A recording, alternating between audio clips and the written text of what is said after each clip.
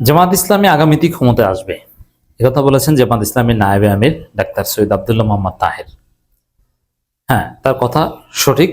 কারণ আমরা স্পষ্টত আলামত দেখতে পাচ্ছি যে জামাত ইসলামী আগামীতে ক্ষমতায় আসবে, আগামী নির্বাচনী ক্ষমতায় আসবে।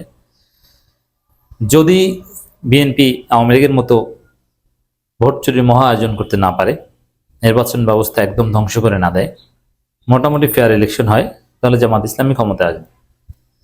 এই জন্য আমি বলছি যে মোটামুটি ফেয়ার ইলেকশন, শতভাগ ফেয়ার ইলেকশন দরকার নেই। এবার মাঠের কিছু শক্তি দেখানো, এটা তো উচিত না। যেমন ইউরোপ আমেরিকায় ফেয়ার ইলেকশন হয়, সেখানে কি মাঠের শক্তি দেখানোর কোনো প্রয়োজন হয় না? সেখানে জনগণকে কি কনভিন্স করতে পারে, এটাই হচ্ছে সবকিছুর মূল। কিন্তু বাংলাদেশে জনগণকে কনভিন্স করার পরও ভোটের দিন আপনার শক্তি, আপনি কি পারেন, আপনার এজেন্টকে বের করে দিয়ে ওরা ভোট লাগিয়ে নিতে পারে কিনা, এরকম অনেক বিষয়ে জড়িত আছে। তো এইটার সমাধান যদি নাও হয়, তারপরও জামাত ক্ষমতায় আসবে। কারণ জামাত যে শক্তি অর্জন করছে, তাতে জামাতের এজেন্ট বের করে দিয়ে ভোট টাকিয়ে নিয়ে যাবে, এটা পারবে না। কিন্তু একদম হাসিনার মতো যদি রাতের নির্বাচন বা একদম পুরোপুরি আগে ভাগে সব সেট আপ দিয়ে থাকে, তাহলে তার কিছু করার থাকে না। কিন্তু ওটা পারবে না আমি বিশ্বাস করি। তবে সব দিক হিসাব নিকাশ করলে আমরা দেখতে পাচ্ছি যে আগামী নির্বাচনে জামাত ইসলামী ক্ষমতায় আসবে। কারণ বিএনপি ক্ষমতা আসার 100 দিনের মধ্যে বিএনপির জনপ্রিয়তা তলানিতে পড়ে গেছে, বিএনপি জনগণের আস্থা ধরে রাখতে পারেনি এবং জামাত ইসলামীর জনপ্রিয়তা বাড়ছে। জামাত ইসলামী বিরোধী দল হিসেবে পারফেক্ট ভূমিকা পালন করছে এবং জনগণের সমস্যা সমাধানে জামাত তৎপর।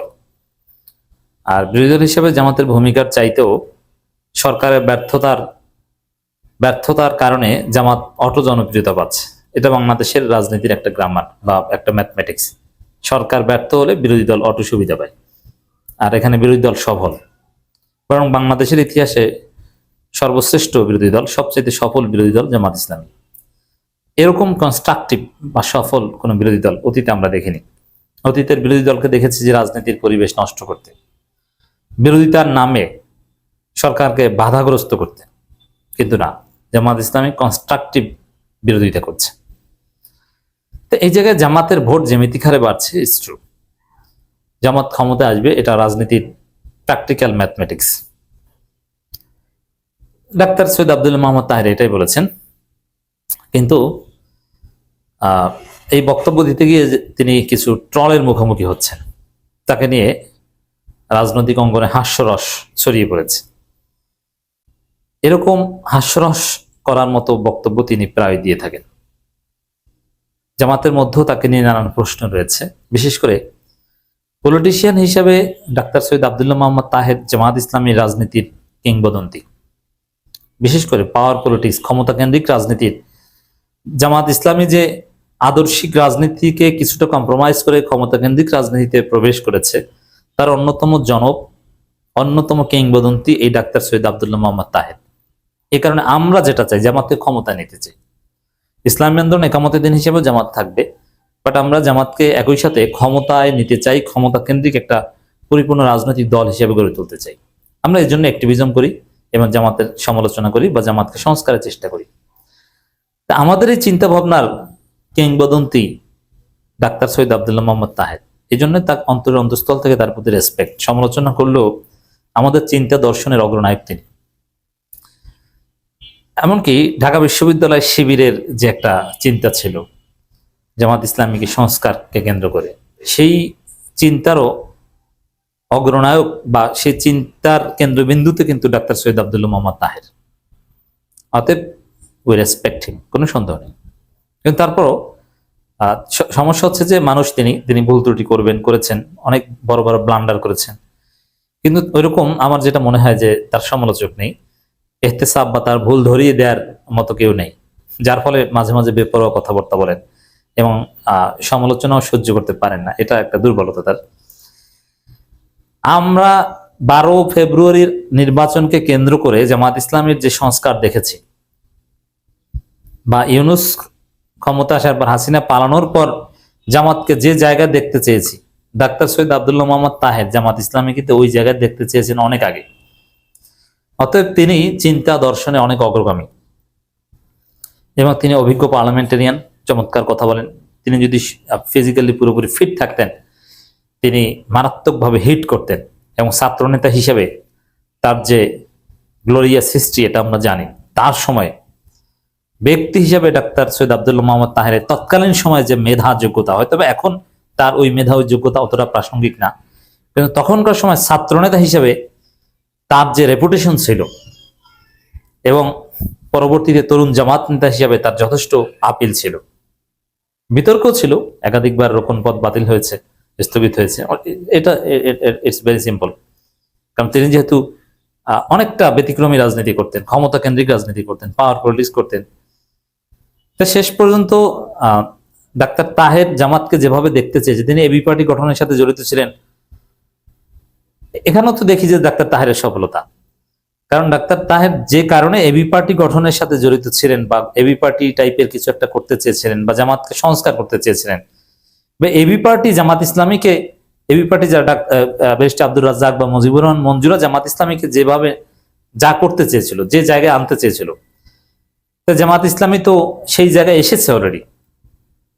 এবি পার্টির আপিল তো হারিয়ে গেছে এই কারণে যে এবি পার্টি যা চেয়েছিল এটা জামাত করে ফেলেছে। ব্যারিস্টার আব্দুর রাজ্জাকরা, শেখ কামরুজ্জামানরা যা চেয়েছিল এটা ডাক্তার শফিকুর রহমান করে ফেলেছেন, দেরিতে হলো। এই জামাত তো আর আগের জামাত নাই, অতএব এটাও ডাক্তার তাহেরদের একটা সফলতা। জামাত ইসলামীকে আজ থেকে অনেক বছর আগে তারা যেভাবে দেখতে চেয়েছিলেন সেই সংস্কার হয়েছে। কিন্তু এই ক্ষেত্রে ডাক্তার তাহের জামাত ইসলামের অন্যতম সফল নেতা, কিন্তু ব্যক্তি হিসেবে তার মানবিক দুর্বলতা আছে। ইসলামী আন্দোলনের নেতার কোয়ালিটির যথেষ্ট ঘাটতি, ব্যক্তি জীবনের আমল আখলাক থেকে শুরু করে নানান বিষয়ে গুরুতর প্রশ্ন রয়েছে এবং ভ্যালিড কোয়েশ্চেন রয়েছে। এটা তার আশেপাশের লোকজনের উচিত তাকে এটা রিমাইন্ড করিয়ে দেয়া যে একদম ফুল পলিটিশিয়ান না।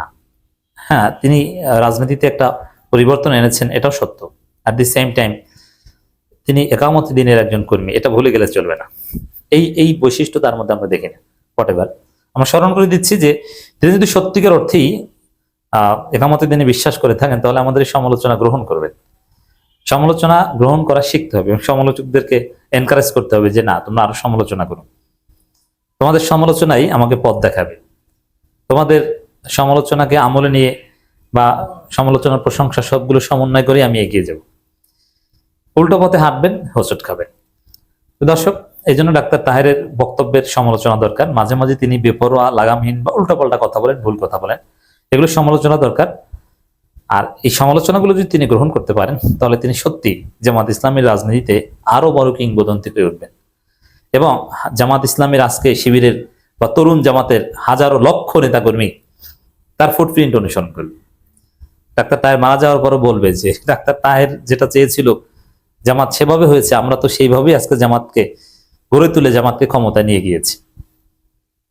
জামাত যখন ক্ষমতায় যাবে, তিনি আল্লাহ সুস্থ রাখুক, যে সুস্থ না থাকলেও ডাক্তার তাহেরকে স্মরণ করবে যে তাদের থিওরির কারণে জামাত ইসলামী ক্ষমতা আসতে পেরেছে, নইলে জামাতের যে কনভেনশনাল পলিটিক্স ছিল তার মাধ্যমে ক্ষমতা আসা সম্ভব ছিল না।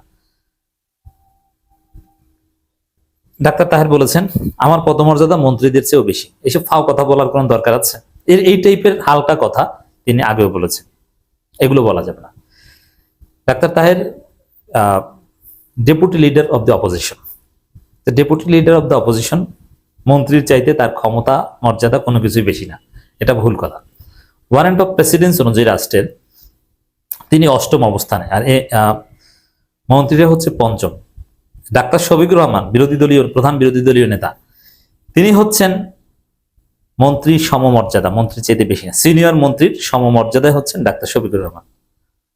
আর ডেপুটি লিডার ডাক্তার তাহের যা, এটা হচ্ছে অষ্টম এবং প্রতিমন্ত্রী মর্যাদা। ওয়ারেন্ট অফ প্রেসিডেন্স, রাষ্ট্রীয় কোনো অনুষ্ঠানে কোথায় কি বসবেন, রাষ্ট্রাচারে কোন জায়গা পাবেন, এই হিসেবেও ডাক্তার তাহের অষ্টম, প্রতিমন্ত্রীর সমান।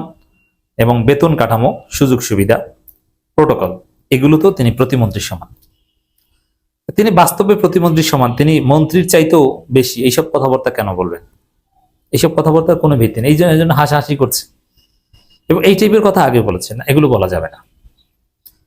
তা আমরা বিশ্বাস করি ডাক্তার সৈয়দ আব্দুল্লাহ মোহাম্মদ তাহের, তার যে রাজনীতি, আরেকটু প্রশংসা করি। দেখেন, কুমিল্লার 14 গ্রাম অত্যন্ত কমপ্লেক্স একটা জায়গা, 14 গ্রামের মতো একটা কমপ্লেক্স জায়গায় জামাত ইসলামের যে শক্তি এবং আজকে জামাত ইসলামের যে অবস্থান, বারবার জামাত ইসলামী সেখানে জিতছে, বিএনপির খুব পছন্দের বা একদম ফার্স্ট প্রায়োরিটির একটা জায়গা। ডাক্তার সৈয়দ আব্দুল্লাহ মোহাম্মদ তাহেরের দূরদর্শী পাওয়ার পলিটিক্স এবং রাজনীতির কারণে ওখানে কেউ পেরে উঠছে না। ডাক্তার তাহেরের 14 গ্রামের যে রাজনীতি, ওটা পুরো বাংলাদেশে জামাত শিবিরের যারা এমপি হতে যান তাদের জন্য মডেল। শফিকুল ইসলাম মাসুদরা কিন্তু ওইটি ফলো করছেন।